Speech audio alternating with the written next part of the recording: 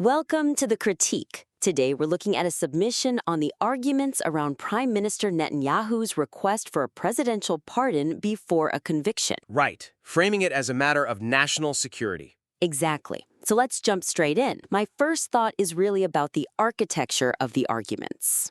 Okay. The overall persuasive force of the material feels, a little diluted. It's because it presents three major justifications: the legal side, the national security imperative, and political healing, but without a clear, prioritized hierarchy. So they're all sort of given equal weight. Yes, and as it stands, the material scatters these really urgent points, the national security stuff, right alongside dense legal technicalities and, frankly, highly polarized political attacks. I see that. It forces the reader to do the work of figuring out what matters most. It does. For instance, you have this demand for the prime minister to have his full time and energy for these huge geopolitical challenges. That's a point made by Wasserli, Eli Cohen, the PM himself. It's central. It is, but it loses its urgency immediately when you follow it up with a procedural debate about the president's exact legal authority or what the high court might do. Right, you're jumping from an existential threat to, well, a legal debate. Exactly. And that sequencing creates a real structural problem. It puts procedural minutia on the same level as a national threat, and the reader is left hunting for the main justification. That structural issue is just so critical in persuasive writing, especially with something this high stake. Absolutely. When you're dealing with, a state emergency and huge constitutional question, the prioritization has to be crystal clear. So what's the fix? Well, to really maximize that sense of critical urgency and public interest, the material should adopt an inverted pyramid structure. Start with the most important thing.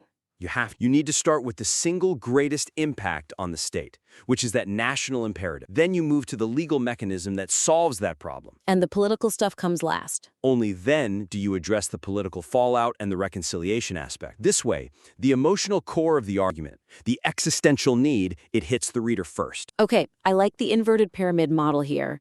It definitely forces the reader to confront the highest stakes right away. But how do we make sure the legal part, the feasibility of a pre-conviction pardon, doesn't get lost? That's a good question. Because that legal analysis is key to showing the move is legitimate, not just desperate. You're right. And the answer is integration, not separation. The legal mechanism has to be presented as the solution that's dictated by the urgent primary problem. So it's a direct response. It has to be. So to make this actionable, you'd restructure the whole opening. You'd lead immediately with the national security justification. The critical for state security argument. Yes, synthesize the views from Minister Katz and others. The PM has to be 100% focused during a multi-front war during these crucial strategic windows. So you ground it in the here and now, the threats on the northern front, Hamas, all of it. You use that intense urgency to justify the legal solution. Then you bring in Attorney Schwartz's analysis about the president's broad power. The King of England prerogative he mentioned. Exactly. The transition becomes seamless. The urgent security problem demands an immediate, legally viable state solution. It changes the reader's question. It does. Think of it this way. If you start with the legal debate, the reader asks, why should I care about this obscure legal point? But if you start with national security, The reader asks, okay, how can we legally fix this crisis right now?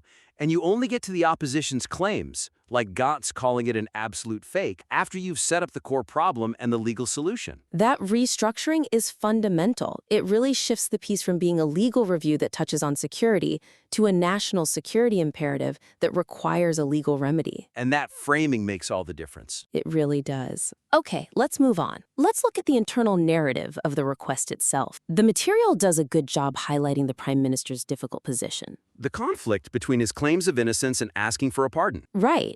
But I think the material misses a huge opportunity to really leverage the powerful internal conflict that decision creates. Tell me more. As I understand it, the argument is that he sacrifices his personal interest, pursuing a full acquittal, to expose the so-called case stitching for the higher public interest of security. A personal sacrifice for the nation. Yes, but this core paradox, the sacrifice, it's often just presented as a cold, strategic calculation. And that flattens the dramatic tension. Exactly. It turns what could be this seismic, agonizing event into just another political move. That flatness is precisely what stops the material from truly resonating. This is where you can move beyond just reporting on political angles and turn it into a compelling narrative of, well, political and moral agony. So you're saying center the whole thing on that conflict. You have to explicitly juxtapose the perspectives of sacrifice and betrayal. Transform it from a simple political move into a high-stake, deeply personal choice that actually divided his own base. For an audience that knows this story inside and out, the real drama isn't just pro versus con. No, it's an internal ideological split. You have to dial up the tension between pursuing absolute justice, vindicating the man, and surrendering for the sake of the state. I agree. Emphasizing that internal division adds so much more texture. But how do we articulate that sense of betrayal, the feeling from those who saw the trial as the ultimate path to vindication, without getting lost in personalities? You do it through a sharp, deliberate juxtaposition of voices. You use key figures from within a support base who represent those two conflicting views. So, concrete examples. For concrete examples, you strengthen the contrast using direct quotes.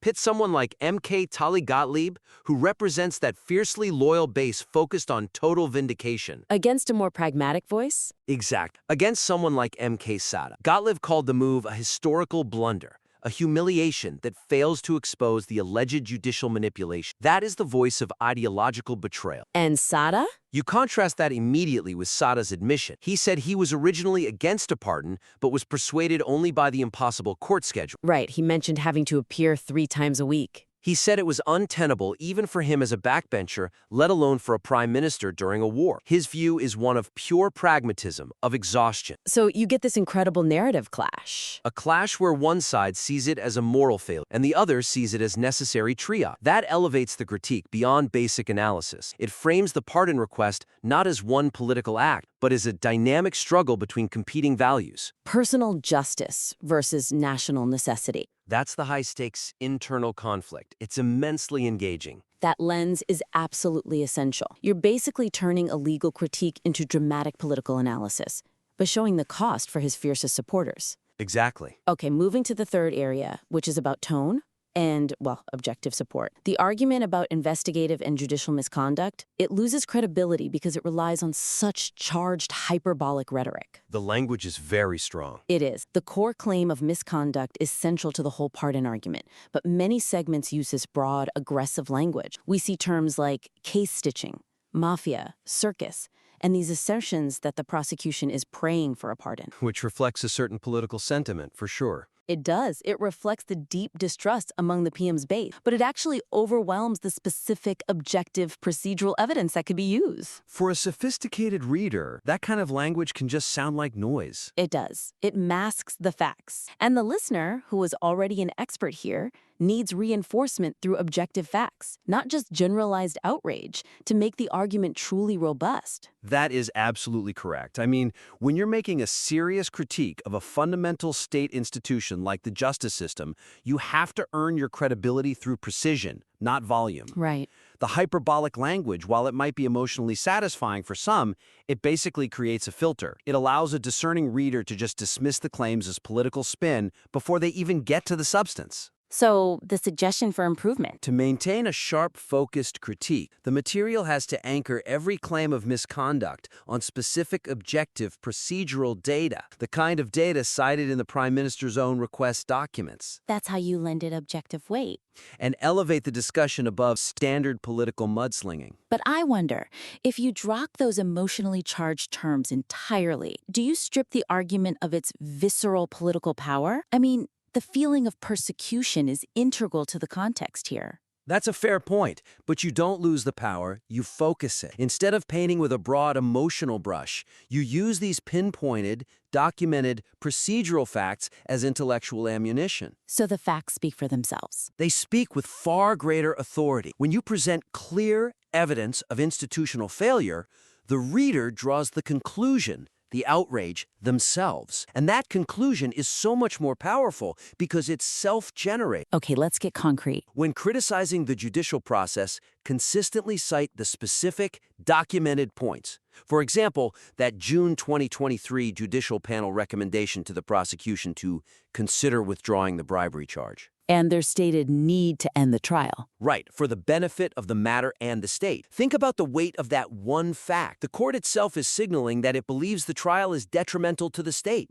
That's objective evidence of judicial concern, not just a political complaint. Exactly. You don't need 1,000 hyperbolic metaphors when you have that one piece of procedural dynamite. Then you pair that with the extraordinary requirement for the prime minister to attend court 3 days a week. A demand he called impossible. And unique. It demonstrates institutional pressure and disruption. And finally, you cite the projected timeline. The defense had over 100 witnesses, pushing the case well into 2026. So you use those three indisputable facts. The judicial recommendation, the attendance mandate, and the timeline. Use those rather than generalizations to justify the claim that the trial process itself had become fundamentally flawed and damaging. It's a very creative approach. You're weaponizing the legal system's own documents against itself. It creates an unassailable foundation for the critique. That shift from emotional argument to documented procedural fact is exactly the kind of refinement material like this needs. The existing piece is clearly informed by a huge amount of context. The data is all there. Agreed. The material has all the necessary components for a powerful state. It just needs, well, stronger editorial discipline in how it's all presented to maximize its persuasive impact. So to summarize our critique, we've got 3 key areas. First, on structure and flow. The material needs that inverted pyramid. Lead with the national security urgency to justify the legal action. Don't scatter the arguments. Right. Second, on angle and originality. The narrative has to be recentered around that dramatic personal paradox. Juxtapose sacrifice for the nation against the betrayal of abandoning the fight for acquittal. Focus on that internal schism. Exact. And finally, on tone and style, the material needs to pull back from the hyperbolic rhetoric. The claims of judicial misconduct should be anchored in specific, objective, procedural facts, like the court's own recommendations. It strengthens the intellectual credibility and authority immensely. This is very strong work already. It is. But applying these changes will really ensure that the material's richness translates into maximum persuasive impact for an expert audience. We look forward to seeing the refined material. Please feel free to apply these suggestions and submit your work back in for another critique.